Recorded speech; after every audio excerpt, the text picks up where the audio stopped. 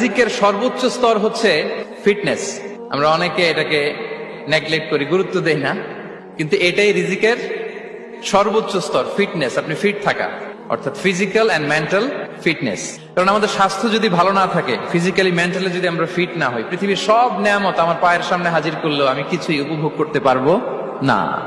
এজন্য এইটা সবচাইতে বড় রিস্ক। এবং রাসূলুল্লাহ সাল্লাল্লাহু আলাইহি ওয়াসাল্লাম তিনি বলেছেন, দুটি নিয়ামত আছে যে দুটি নিয়ামতের ব্যাপারে মানুষ খুবই গাফেল, উদাসীন, গুরুত্ব দেয় না। তার মধ্যে একটা হচ্ছে as-সিহ্হা, সুস্বাস্থ্য, আর একটা হচ্ছে আল ফারাগ, অবসর। আমরা যখন খুব ব্যস্ত হয়ে পড়ি, নাভিশ্বাস, সময় নাই, খুবই রাশিং, তখন বুঝি যে অবসরের কত দাম। আবার আমরা যখন ফিজিক্যালি উইক হয়ে পড়ি, অসুস্থ হয়ে যাই, তখন বুঝি সুস্বাস্থ্যের কত দাম। তো রিজিকের সর্বনিম্ন স্তর হচ্ছে, প্রিয় ভাই এবং বোনেরা, খাদ্য, টাকা পয়সা, জাগতিক সম্পদ, এগুলা।